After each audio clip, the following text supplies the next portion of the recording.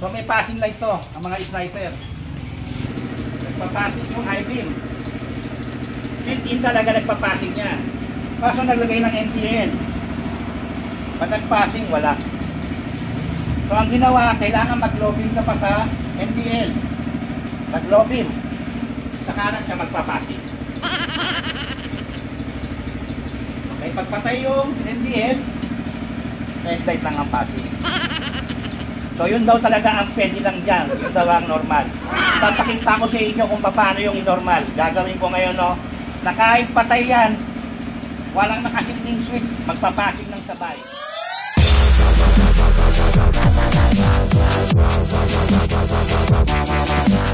Customer nang galing po ng Taguig si Sir sa shoutout. Marami tanong si Sir, kakaiba, natatawa ko dahil meron talaga mga electrician mekaniko na nung sinasabing explanation na talagang lihis.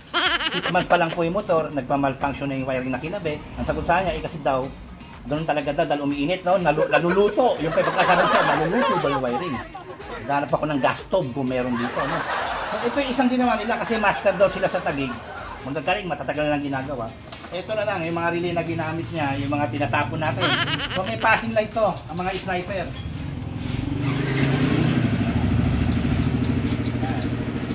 Nagpapassing yung high beam. Built-in talaga nagpapassing niya. Kaso naglagay ng MTL. Pag nagpassing, wala. So ang ginawa nila, ganito daw dapat kasi ganyan daw talaga yung normal niyan. Wala. So ang ginawa, kailangan mag-low beam ka pa sa MTL. Nag-low beam. Sa kanan siya magpapassing. Okay, pagpatay yung MTL, red light lang ang passing. So yun daw talaga ang pwede lang dyan. Yun daw ang normal. Ito pa ang matindi. Ine-claim niya na siya lang ang nakagawa daw ng ganun. At nagpadagdag ng bayad. As per sir, tama sir? Hi sir. Oh, ikaw lang nakagawa ng ganun. Ay wag mo nang ulitin boss. Wag mo nang gawin. Wag mo nang gawin. Para lang maningil ka dahil ikaw nakagawa nun. Mali yung ginagawa mo. Papakitaan kita ng tama. Maniningil ako. Pero tama. Ano? Paano ipapassing light ito na may MDL saka yung headlight sabay magpapassing kahit nakapatay yung switch, nakapatay yung headlight o kahit nakabukas. Dito, sa sakit na to may makita kayo, brown at white black na wire. Bunutin nyo yan. Yun na, tapos na yun. Balatan nyo rito. Yan, nabuksan na natin, no? Kunin nyo to. Yung wire na yan. Putulin nyo. Naku, pinutol. Pabigi talaga. Sabi naman ng mga gunggong. Okay na lang. May side comment pa. Yan. Ha? Yan. Manood ka, no? Nagsasabing yung passing light, eh, ganon. Ayan, panuorin mo. Lalagyan nyo po ng diode sa pagitan yan. Ganon lang kadali, no? Yung pinutol nyo, yung diode, yung silver mark, negative side, papunta ron. Patay na yung aso namin. Kinain niya yung kalapate. Kinain niya yung buo. Bumakat. Gandang tattoo mo.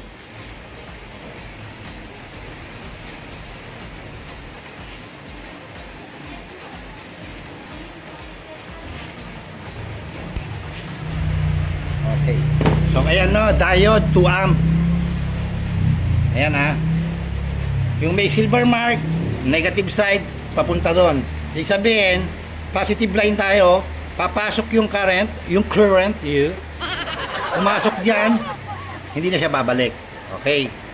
One way. Diode na. Then ito pong linya na to, ito yung para sa MDL. Ito may MDL siya.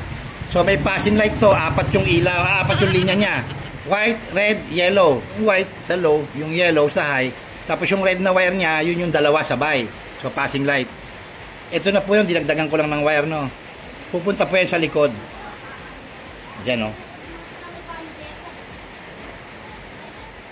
Hindi doon na, sa may pumasok na, no. Dito lang sa likod. Sa papasukan ng current. hindi na tayo magda-diode sa MDL kasi po ang ginamit na na ipapassing light natin is yung pang-apat na wire ng MDL which is para sa passing. Ngayon kung hindi naman 3 wires lang, magda-diode kayo ng 3 amp. Ayan. Hininang. Walang loop. Ayan. Shield.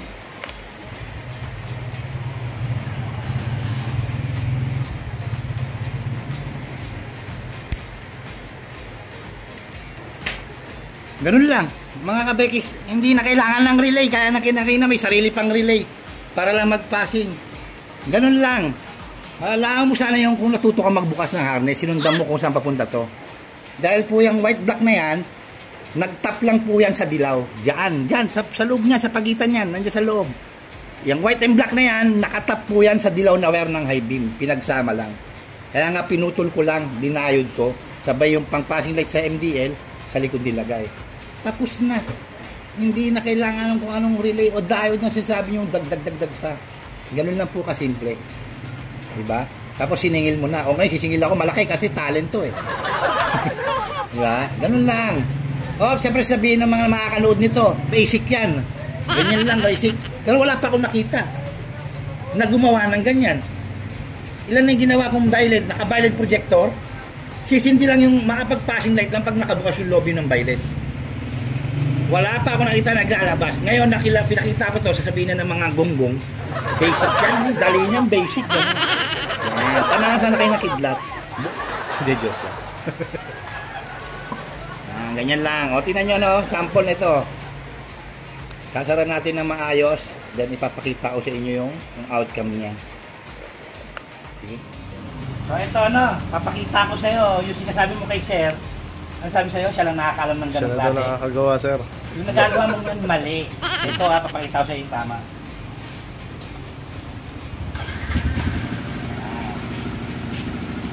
Ayan, sabay, oh. Oh, kumuha, sabay.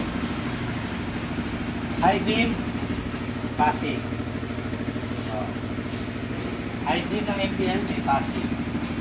Low beam ng MDL, may passing. Patay, may passing.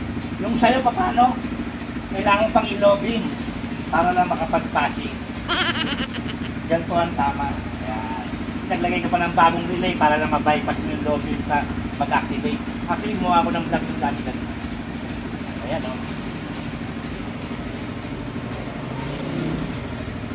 Gamit ng stock na switch, mga kabeki, MDL sa headlight na pagsasabay mo. Kahit nakapatay pa yan, pwede. Para sa mga may alam na gusto matuto. Ito yung tutorial, panuulin ng tama.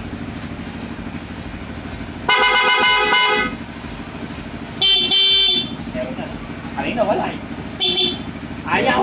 Ito. May piyok. Oh. Ang pipitik lang meron na. Tinanggal ko yung maraming relay mo. Ito na pinalit ko. Power up line, saka yung electronic type relay ko na horn kit ko. Sa Shopee ko, meron yan. Order nyo, lalakas busina mo. Eh, isa nagsabi, oh. Diba? Lakas ang busina niya. Akala niya, yun ay mahina talaga. Ayun. Okay. Pag uwi pa rin siya, maramdaman mo yung boom boom lang.